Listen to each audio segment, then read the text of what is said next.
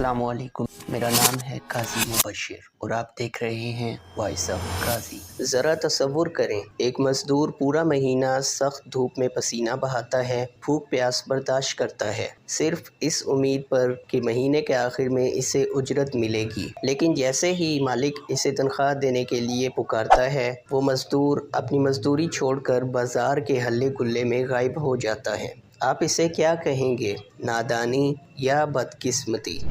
यही हाल हमारा है। पूरा रमज़ान हम रोज़े रखते हैं, तरावी पढ़ते हैं और ढेरों नेक आमाल करते हैं, लेकिन जब वो रात आती है जिसे आसमानों पर लैलतुल जाइज़ा यानी इनाम की रात कहा जाता है, तो हम इसे गफलत में गंवा देते हैं। आज हम इस रात की अज़मत पर बात करेंगे जिसका ज़िक्र अहादीस में सराहत के साथ मौजूद है।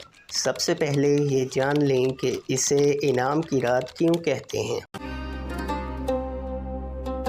नबी करीम सल्लल्लाहु अलैहि वसल्लम ने फरमाया कि जब ईद उल फितर की रात आती है तो इसे आसमानों पर लैलतुल जाइज़ा के नाम से पुकारा जाता है। इसी तरह मुस्नद अहमद की रवायत है कि आप सल्लल्लाहु अलैहि वसल्लम ने फरमाया, मेरी उम्मत को रमज़ान में 5 ऐसी चीज़ें दी गई हैं जो पहले किसी को नहीं मिली, और रमज़ान की आखिरी रात में रोज़ेदारों की मग़फ़िरत कर दी जाती है। नाज़रीन, आजकल हम डिप्रेशन और बेसुकूनी का रोना रोते रहते हैं, लेकिन क्या आप जानते हैं कि इस रात की इबादत आपके दिल को कभी ना मरने वाली ज़िंदगी दे सकती है। सुनन इब्ने माजा में रवायत है कि रसूलुल्लाह सल्लल्लाहु अलैहि वसल्लम ने फरमाया, जिसने ईद उल फितर और ईद उल अज़हा की रातों में अल्लाह की रज़ा के लिए क़याम किया, इसका दिल उस दिन नहीं मरेगा जिस दिन सबके दिल मर जाएंगे, यानी जब नफ्सा नफसी का आलम होगा। इस रात की इबादत की बरकत से मोमिन का दिल इत्मीनान में होगा। आज हम देखते हैं कि जैसे ही ईद का चाँद नज़र आता है, हमारी मस्जिदें अचानक वीरान हो जाती हैं। चांद रात वो वक्त है जब अल्लाह ताला फरिश्तों से पूछता है, उस मज़दूर का क्या सिला है जिसने काम पूरा कर लिया। फरिश्ते कहते हैं, इसे पूरी उजरत मिलनी चाहिए। तब अल्लाह ताला फरिश्तों से फरमाते हैं कि गवाह रहो, मैंने इन्हें बख्श दिया। नाज़रीन, वैसे तो पूरा रमज़ान ही रहमतों, बरकतों और मग़फ़िरत वाला महीना है, लेकिन इतनी बड़ी रहमत और शफ़क़त के बावजूद कुछ लोग ऐसे हैं जो रमज़ान में, लैलतुल क़द्र में, हत्ता कि लैलतुल जाइज़ा में भी मग़फ़िरत से महरूम रह जाते हैं।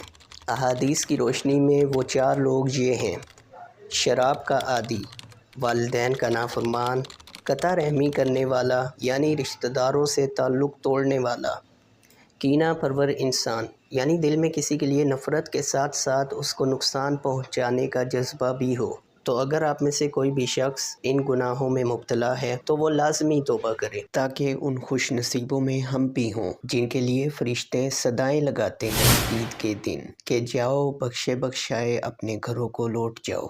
बहरहाल, इस रात को बर्बाद होने से कैसे बचाएं, यहाँ कुछ आसान काम मैं बताता हूँ। इशा और फजर की नमाज का एहतमाम करें। बाजमात इशा और फजर की नमाज पढ़ना ऐसा ही है कि जैसे पूरी रात इबादत की हो।